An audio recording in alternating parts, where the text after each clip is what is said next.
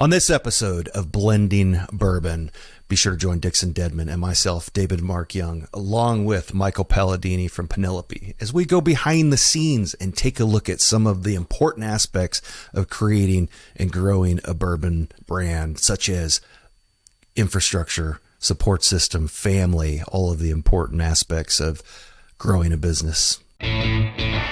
Blending Bourbon is the podcast that takes you beyond the barrel and behind the scenes of the whiskey industry with master blenders Dixon Dedman and David Mark Young. Welcome back to another episode of Blending Bourbon, a podcast kind of about the back end of creating a brand, launching a brand. This podcast is sponsored by Golden Sheaf, joined by the best hair in whiskey, Mr. David Mark Young. My name is Dixon Dedman of 2XO Whiskey, and I think we have a pretty special little session set up here. So, I do. Yeah, David, how are you? I'm fantastic, Dixon. How are you? I'm good. You look good today. Thank you. Yeah, you look pretty dapper yourself. You don't look as tired as last week. You haven't been on the road this week yet, have you? I don't leave till tomorrow. So Gotcha. Yeah. We are all rested up and ready to tackle the country. I got to sleep like 4 nights in my own bed. It was really exciting. Yeah, I'm sure. And I don't have a crazy 6 a.m. flight tomorrow either, which is good. Even better. Fantastic. So it's all downhill from here is what you're saying. I don't know. This is a big one. It's three days in Chicago, and then I take a flight to St. Paul for a dinner in St. Paul on Thursday night, and then I'm in St. Paul all day Friday, and I fly out of St. Paul about, I think it's like 8 o'clock, so I land at home around 11, which means I'm back to my house about 1 a.m. Friday night. So there's a lot packed into a few days, but those are fun markets. So I'll eat good, I bet. Drink good. Yeah, it'll be good. Yeah, big fans up there, I'm sure, of Dixon Dedman and 2XO. Just big whiskey fans up there. I mean, it's just fun markets to visit, to play around in. Well, exciting. Yeah. So what you got for us today? This is kind of your show. This is our show. This is the Bourbon Drinkers show. So I know we've got lined a up. Serious man crush going on here, and it ain't me. And you've been excited about this for a while. Have been very excited about this. Yeah, man crush. One of my favorite, there's these guys keep putting out expressions left and right, and the most recent one is Valencia that I'm tasting here from Penelope. So really excited to be joined by Michael Paladini from Penelope. Welcome, Michael. And I think, Dixon, you have to add more. David, you have literally the best radio voice out there, too. So you have great hair. And oh, my gosh. Your radio voice is like ridiculously good. Please don't tell him that. He's going to start talking. Ego when he pulsating. When he thinks he's like got it going, it gets... It slows down, and it's got really milks that voice. He does. He is.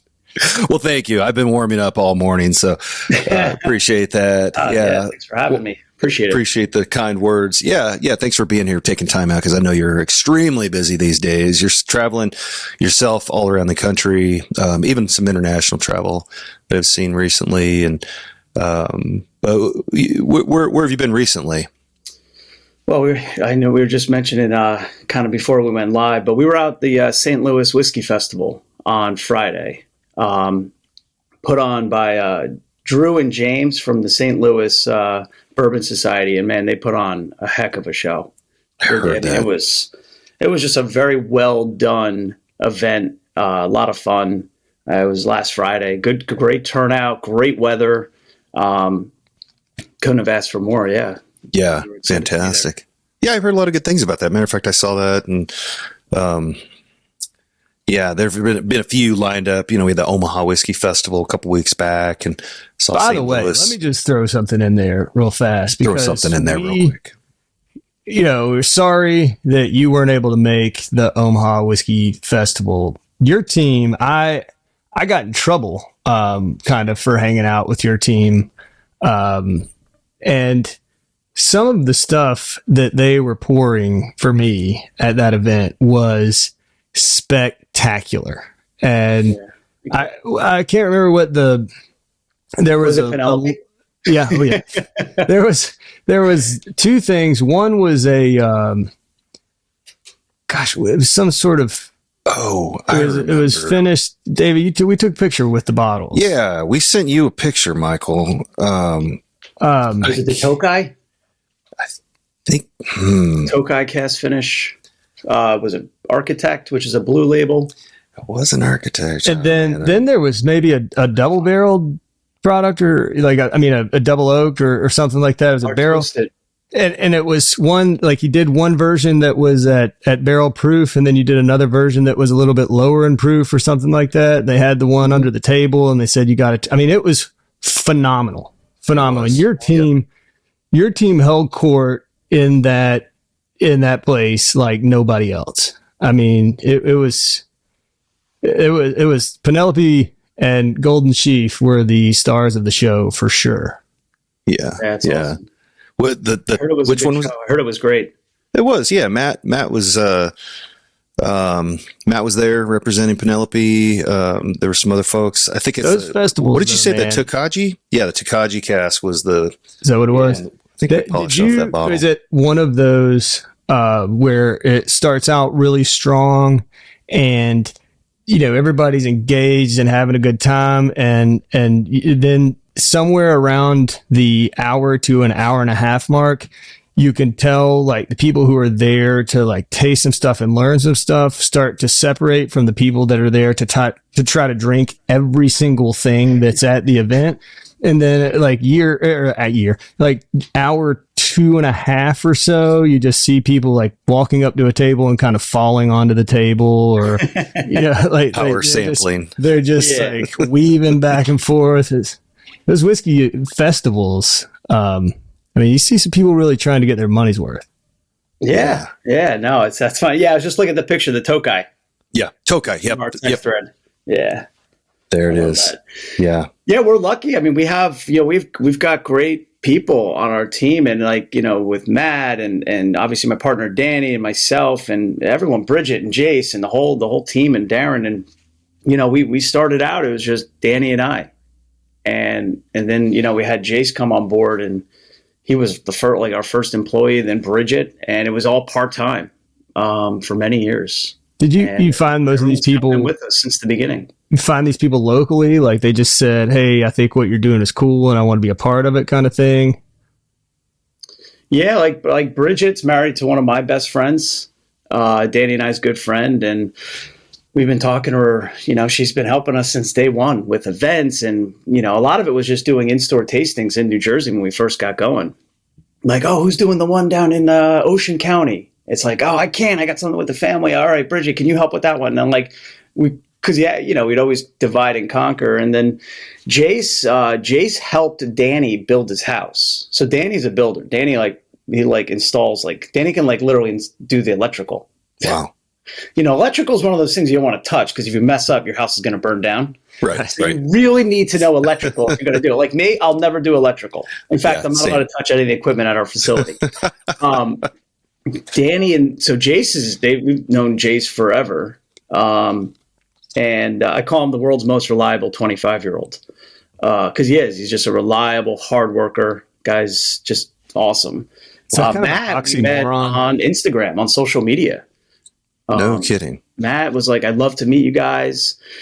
And we were we're like a very close-knit team. And, we never really had how do we do this? We've always had folks that we've worked with, and we've always been engaging, but to actually bring someone in under the, on the team was a big deal for us. But Matt flew up, man. And I'll never forget, we went to Kentucky Bourbon Festival, and he came with us, and we knew right away we wanted him on the team. And that was KBF last year, so 2021. Okay. Wow. Mm-hmm. Yeah, great team. Yeah, matter of fact, when Matt was, he was here, did a couple of events in lieu of the Whiskey Fest, some tastings and whatnot. And so, yeah, it was good to hang out with him. And like Dixon, like you were saying, man, there's no shortage of trips. Like there's like no shortage of GSMs with your wholesalers, events that are important events. Like you really want to make sure you're putting your best foot forward because they're, A, they're expensive. B, you're putting time and energy to get product there, get merch there, get POS there. And, having great people where we can divide and conquer, I think makes a big difference. So let's go back to the beginning of Penelope. How far back does Penelope as a brand go back? Yeah, it sounds like I'm going to say like, oh man, back in like 1973. And it feels like it actually. Right. It feels like the longest 4 years of my life. Right. Ugh. But what was that great Indiana Jones line? Like it's not the year's doll, it's the mileage. Like sometimes I feel like yeah. It Feels like it. No, seriously, it's true though. I mean, it is the mileage. You put some serious mileage on starting and running a company, as you guys know. And we started. I LLC'd this thing back in June 28th, 2018. Didn't start selling till March 1st, maybe about that 2019. And then we sold it from our car for the first, for 2019. Wow. Yeah.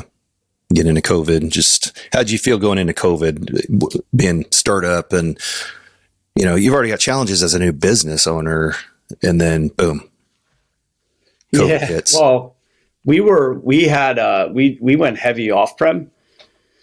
No rhyme or reason. I mean, neither Danny or I had experience in this space. It just was a pretty clear-cut model for us where in New Jersey, our home market, I'm like, wait a second. So we can go, a retailer's and take 3 cases. And all I got to do is show up on Friday, 4:00, do the 3-hour tasting, hopefully sell them pretty decent through. And then he's going to buy another 3 cases. Right. So I was like, why don't we just do that? A ton of those, units. Right. And most importantly, you're going to get people to try the product. So that's what we did. I think I've said it a couple times, just like talking to folks, but like, I really think both Danny and I broke the in-store tasting record in 2019. We did a lot. And, it's not glamorous. I mean, you're somewhere in the middle of nowhere and 4:00 and nobody's has any interest and you just gotta just do it. Hey, you want to try it? This is it. And I did so many of those. Yep. And then they'd want more. And then you go in the back of your car and be like, well, do you want to just get that now? I'm right here. I got it in me. And then, they whip up a quick QuickBooks invoice here, just sign it here. So yeah, that was pretty crazy. But I think with COVID, the biggest concern for me was shutting off tastings. Because we didn't really have much of an on-premise business. It wasn't a focus. It was really, those are 2 different sales channels. And it's really hard. The on-premise as the bars and restaurants, as like enticing as it is, it's hard, it's costly, it's time consuming. It's just wasn't, I just said, you know what, let's just focus off-prem and go heavy.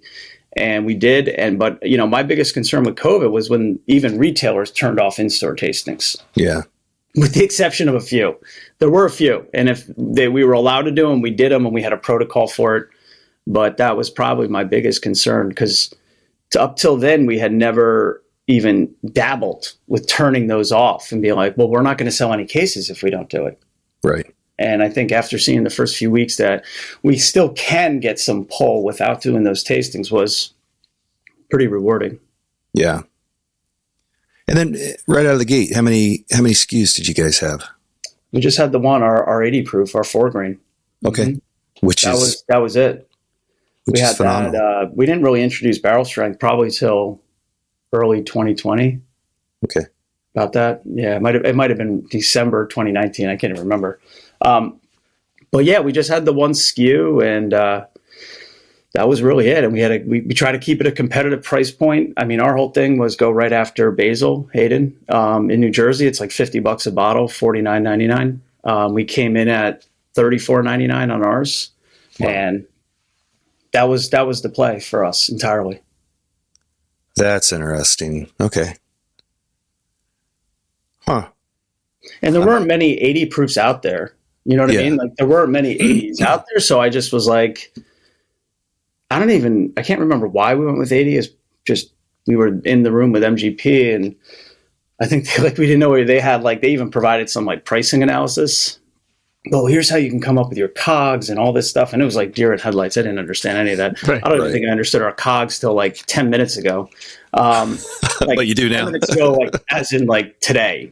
But yeah, that's an evolving process. But no, I mean, the 80 proof was cool. I was like, let's go lighter. Let's go approachable. Let's try to, and there weren't many out there, to be honest with you, except, Jack Daniels, Jim Beam, Basil. Right. I mean, there's some out there, don't be wrong, but it wasn't really, wasn't a common theme. Yeah. It was just a little bit different than what was on the shelf.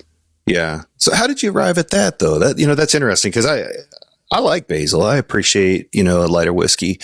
It's a good bourbon, but so that was intentional because Basil is pretty popular in that category.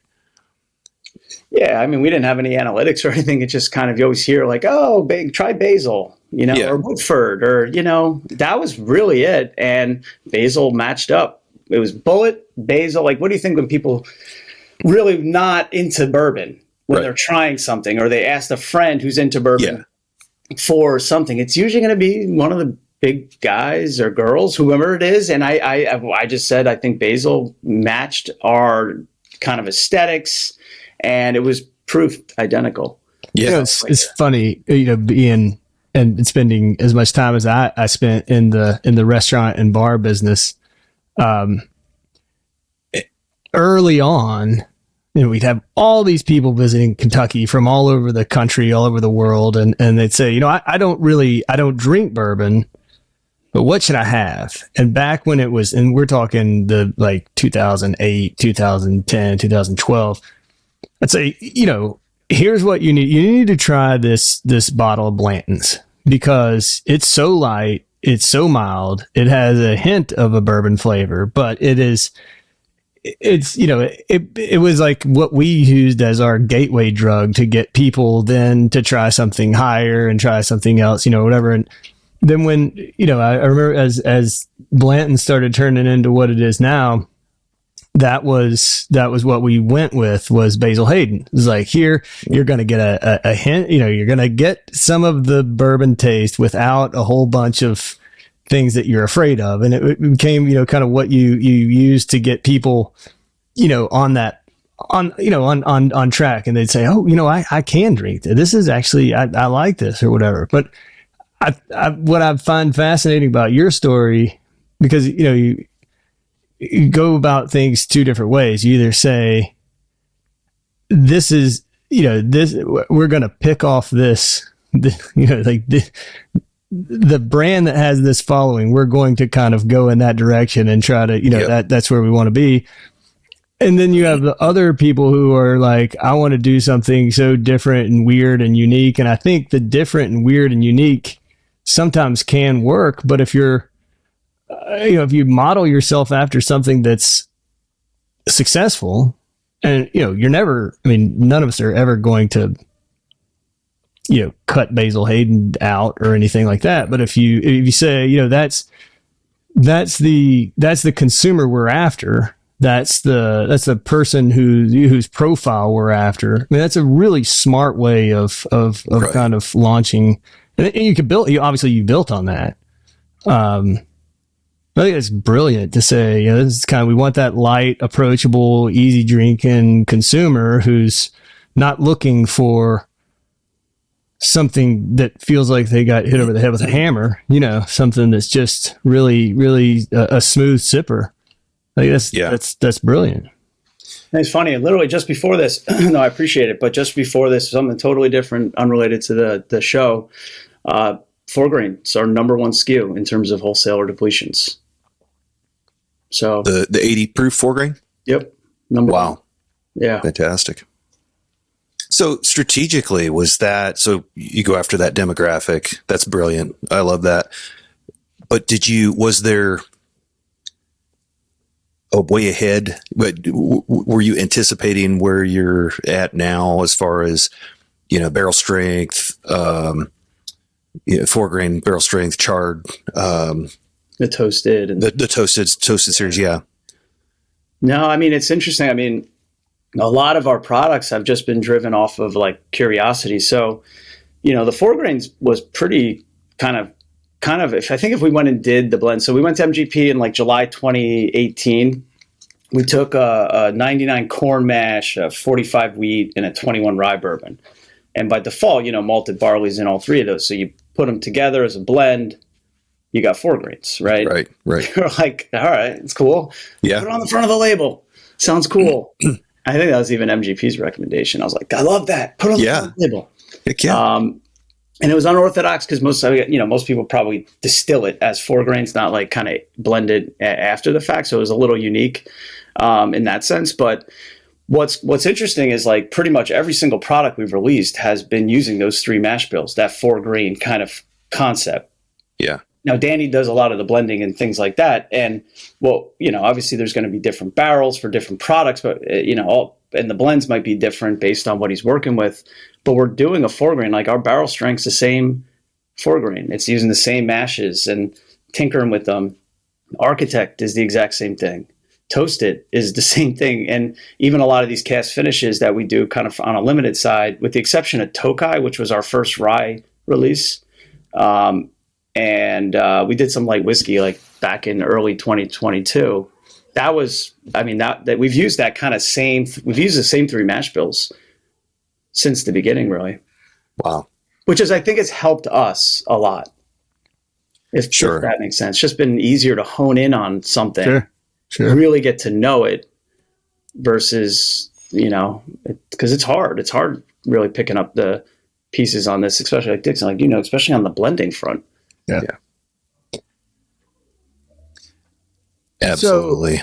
So I have and I've told my story or several of my stories many times, but I'm curious. For me, there were several moments, and continue to be moments, along this journey or path or whatever that they're not like huge things. It's not like getting a rating from somebody or whatever, but it's it's a note from just somebody who bought a bottle who opened it on a special occasion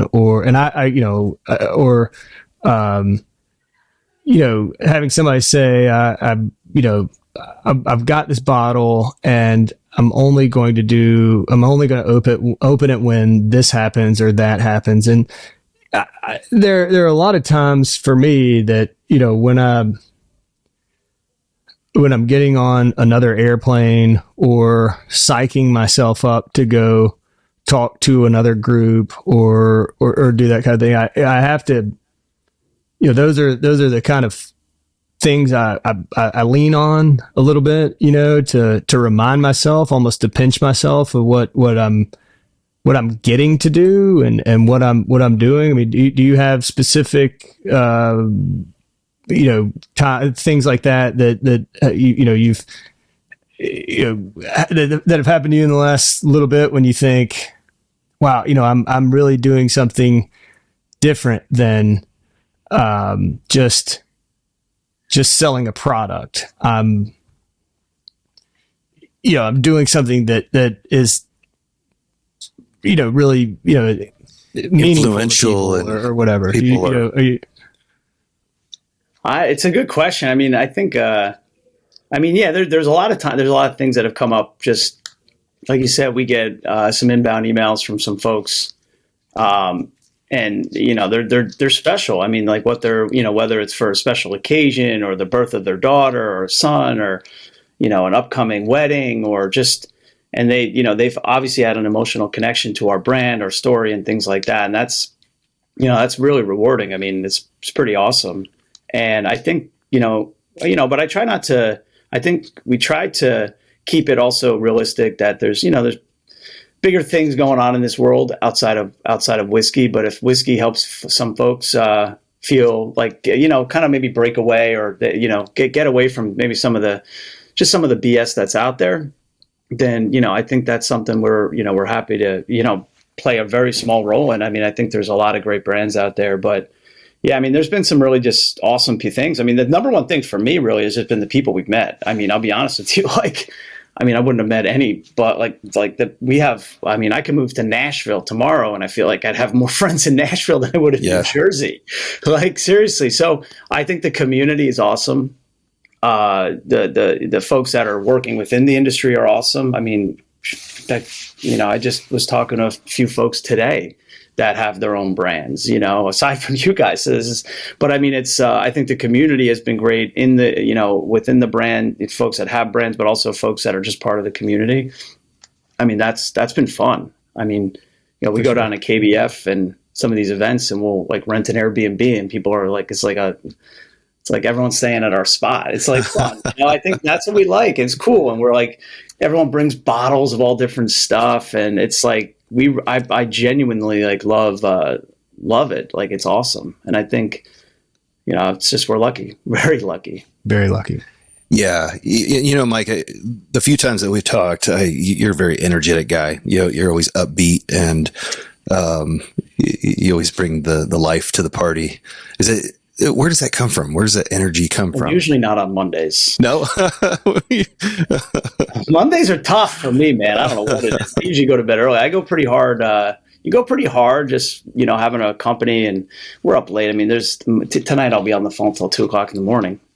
But, yeah, I mean, I don't know. Saturdays, Fridays, this is like one of the few random exceptions. I was at the festival on Friday and I didn't get home till Saturday afternoon. I check out on the weekends, man. I'm like offline. Yeah. I like, it's like, don't, unless it's like some rare exception, but I really check out completely. But the upbeat, I don't know, man. I just have always been had a little bit more, that's always had a little pep in my step. Yeah, that's great. That's great. So my parents said. Yeah. We I want your take on this because we've kind of had this conversation before, but my wife worked with us in the hospitality business until we had our second child, and at that point I was running an inn and doing the bourbon thing, and it was we made the decision she was going to stay home with our kids, and so.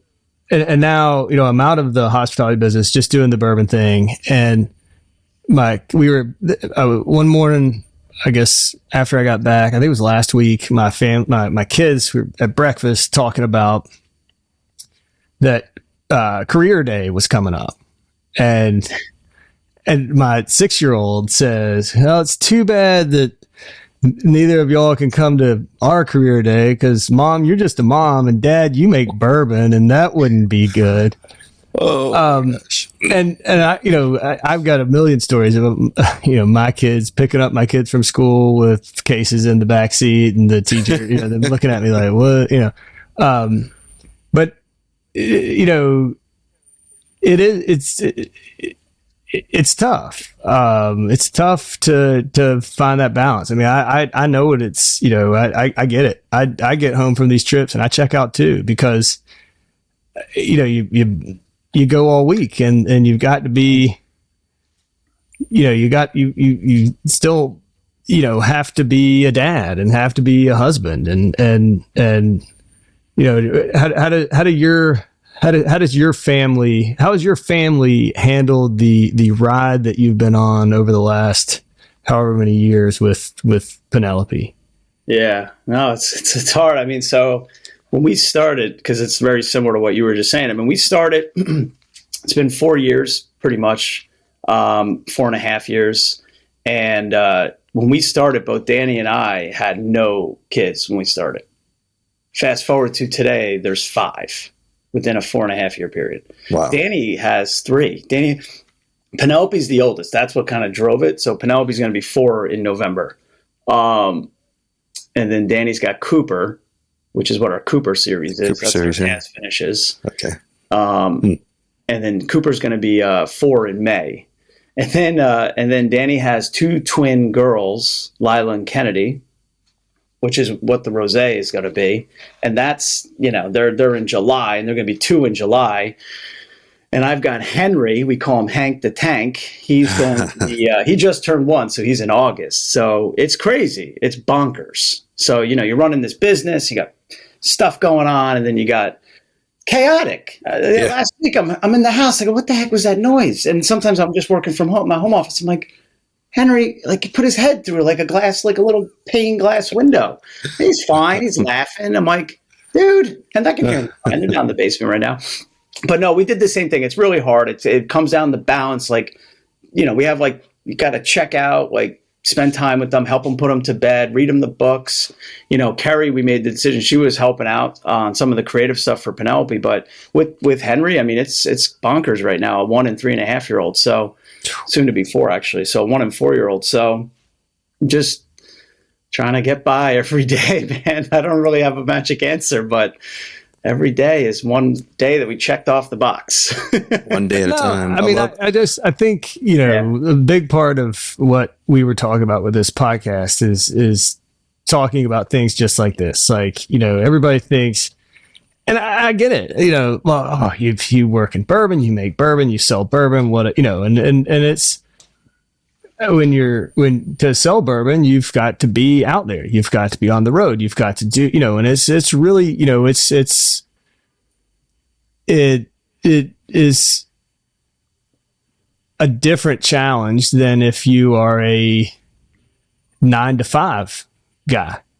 I'm not saying that that's not a challenge or anything like that, but it's a different challenge. And then, you get to look forward to things like, my youngest is in kindergarten now.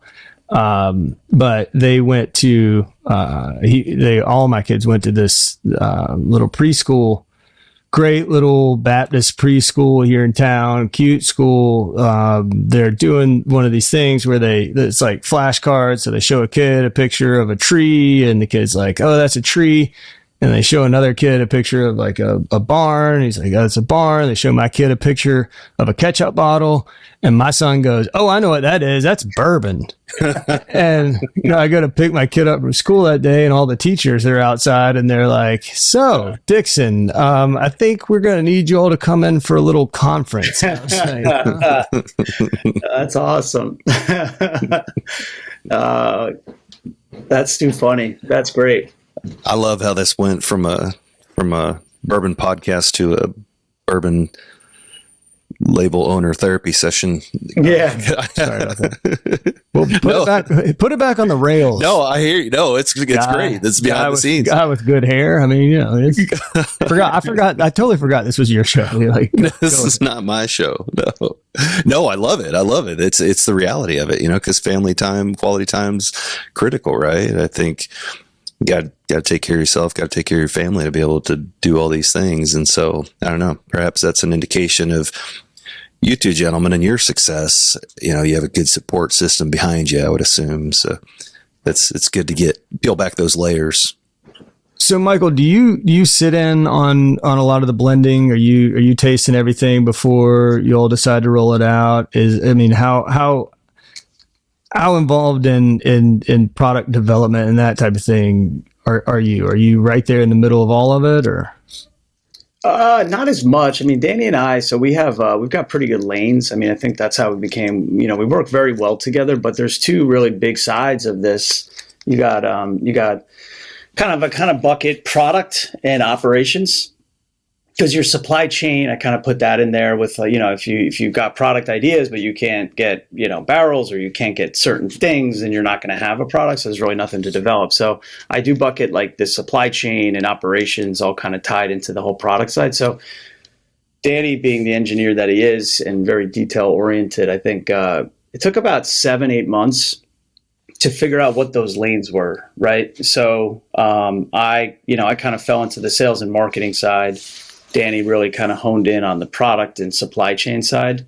And honestly, I mean, I think we're all involved. I mean, product development is always, a lot of the times, a lot of it just could be conversations we're having with some partners from Space Side Cooperage, where we, they broker a lot of cast finishes to with us, to just anything. But usually product, a lot of the times I'll come up with some of the ideas, like not even a brand name, just like, hey, what about this? Yeah. And Danny is very quick to be like, well, he kind of jots something down, doesn't really say much. You might forget about it for like 3 months. And then he's like, hey, try this. Like, what is this? He's like, well, this is like, remember you mentioned it? Your idea. Morning on a Tuesday, 3 months ago. You're like, oh my gosh, yeah. Yeah, no, I mean, I sample quite a bit. I mean, Danny that's like definitely his where he's really dialed in on. That's Jace and Danny and our production team.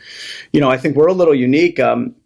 We have our own bottling and rectifying facility. I wouldn't say it's a plant by any means, but facility.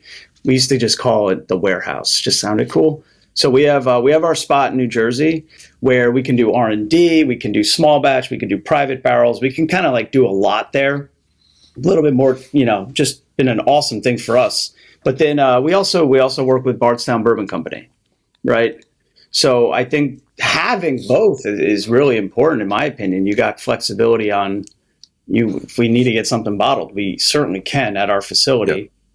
Yep. But we also are able to do larger volume products like our 4-grain and barrel strength. And now we bring, when things get to a certain volume, we always want them at Bardstown because it is more efficient for sure. Yeah. But I think having both options works really well. And but yeah, when it comes to the large releases, it's like a kind of a democratic thing. We all kind of sample through it like a batch of barrel strength or something like that. But Danny would definitely be the primary driver on that front.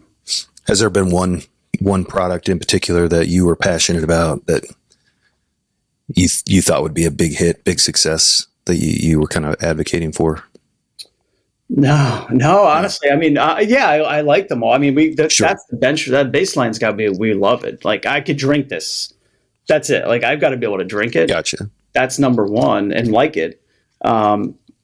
But no, I think it's, I think my palate's so seasonal. My palate's like the 4 seasons. Like every couple months, I'm like, kind of like, all right, well, just weather's changing, kind of in the mood for this. Something lighter. Yeah. Something heavy. Yeah. Like I don't have, I would say I have my go-tos, but it's very seasonal. My palate might just get tired of going that direction when I try something and mix it over. But interesting.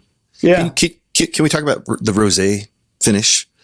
Yeah. As far as I've heard some rumors and just kind of how I heard something about your affiliation with the vineyard, the winery.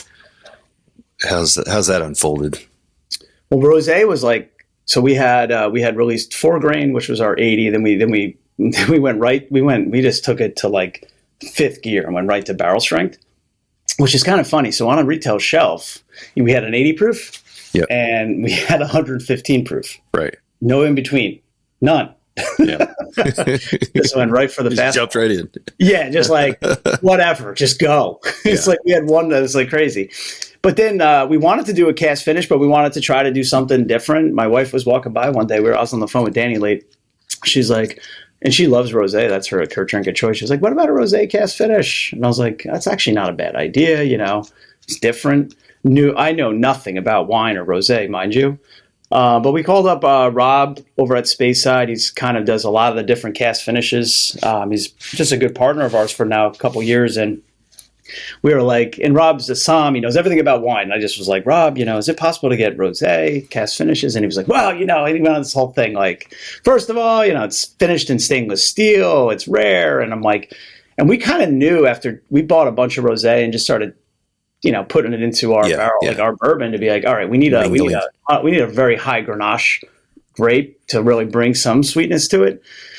And then, so we just kind of left it with Rob. We said we need barrel aged rosé, and it needs to be like a high percentage Grenache, if not 100% Grenache. And he said, no way. And he said, I'll write it down. It's in my notes. I'm sure he threw it away. And maybe like 4 or 5 months later, he came back. He's like, hey, I found these barrels for you. Wow. And there was like 12 or 15 of them or something. And we ordered them. And we did it, and it was kind of a cool product. I think we've done 4 or 5 releases of them. And we knew the issue was we were never going to be able to purchase more than 12 to 15 barrels of it at a time. Right. Ever. So I kind of just said, I guess the only other option would be to just go and do it, make your own rosé. Yeah. That was literally the only option.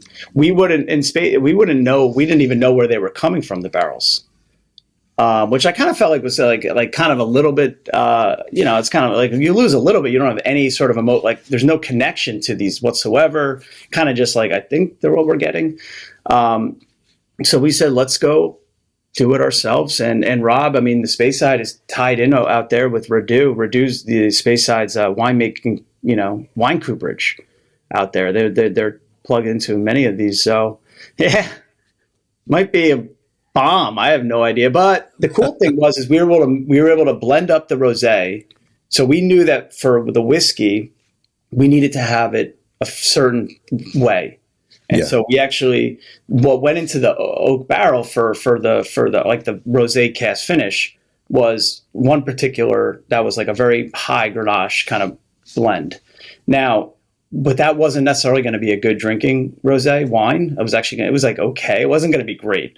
So what then they're cool about doing? Wait, let me stop you right there. Was that your wife telling you that, or was someone else telling you that? Did you bring her into this? Was she? We brought the wife. That was the other thing. Candace and my wife came, and they're very opinionated about rosé. Like it's either like no, it's not good, or it's good. It's like not. It's either it's going to work or it's not. But they had all said like that what we needed for the wine cast finish which was the primary reason why we were doing this was for the whiskey. So what we were able to have them do is basically we have the rosé that's in the barrel now. It's going to be dumped in March. When that is dumped, we're then blending rosé back into that to make it wife approved, if that makes sense. Yeah, and it's good. I mean, we tasted kind of like an iteration of what it will taste like, and everyone's thought it was really, really good. So look, at the end of the day, the cool thing is it's going to, with the increase in prices and all that stuff, I mean, that's going to lower our costs of goods on our rosé significantly. Yeah, it's genius. So, I kind of like this vertically integrated model too. I'm not going to lie. I think it's really something interesting. Like maybe at retail, like that wine was used to make that whiskey. Right. And you can tell the whole story about like we went there, like we met the winemaker, we met his kids, we met his family. So it was kind of a cool experience. And I think like as there's a lot of cast finishes out there, I thought this is a really different, and it's it's not BS. It's like I got the pictures on Instagram. I swear I was there. Yeah, It's a cool way of really bringing it home, if that makes sense. Yeah. So hopefully there's more to come, but. I'm sure there will be. Different than spirits. You need like import permits. You got like all this stuff. And I'm like, oh God. I think the coolest part about that, like, I got a little, a little jealousy. Whatever happens with it, I guarantee y'all had a blast doing it. Yeah. I hope it's super successful, and I'm sure it will be. But I don't know. Sometimes the journey is well worth whatever happens, whether it happens the way you want it to or not. I mean, that sounds like a great little project. Fun for your families, you and your partner and your wives and. That's cool. It's a great story. Yeah. No, that was it. I mean, just something, whatever happens with it, that was a cool trip, Yeah. And I'll be honest with you, we uncovered another potential product from a whiskey perspective while we were there. I'm not going to dive into it yet because it's that's one I want to keep a little bit on the radar. That could be for later next year, maybe even the following year. But I remember going through with Rob, it was almost accidental that they kind of included this liqueur that they make. And it was just in our box. I was like, oh, I forgot about this. And then I told Rob at Speyside, and I was like, and Danny too, and we were talking about it kind of late at night one night. And he's like, see, he was like all excited. He goes, this is why you got to be in market. Like you would never get that from a Zoom. Like you were there and met them and they just threw this at you. And we're like, well, this is kind of cool. So it was pretty fun. It was pretty fun. Awesome. Well, that's a nice little teaser for the community out there to look forward to. We'll have to have you back on the podcast when you guys are releasing that mystery product. Well, awesome, Michael. Congratulations on your success, all your success ahead. I know I'm a fan of the product. I'm a fan of the company, all the things you guys are doing. Really appreciate you taking the time in your busy schedule to come out and chat with us. We're definitely going to get some samples of some Golden Sheaf. I think I sent out a bottle of batch 1. I'm going to get some of the current stuff out to you, and won't speak on behalf of Dixon, but maybe we get some 2XO out to you. I'll get you a bottle, and there's a 95% chance that my bottle gets to you about 6 months before anything David says. Oh man, it sounds like a challenge to me. I'm not saying. I'm just saying. That's awesome, man. Well, congrats to you guys, man. You guys both. I mean, look, we're all in it together. We're all doing the same thing. I mean, it's wild. It is, and it's so much fun. You know, on the family side, I get reeled in a couple times a day. Hey, back off a little bit. I could talk bourbon, do all the bourbon things 24/7, but you know, there is more to life than that, and the family, and so I'm extremely grateful for that. But yeah, I love it. This is a dream come true for me. I left my former industry to do this exclusively, and now I'm in the thick of it and loving every minute of it. I get to hang out with great folks like yourself. So it just doesn't get any better as far as I'm concerned. Well, thank you again, sir. It's been a pleasure on behalf of our podcast, Blending Bourbon. Thank you. Cheers to you and your future success. Yeah, Michael. Thanks, man. Thanks for doing it. Thanks for putting up with us. That was awesome, guys. Yeah, thank you. Appreciate it.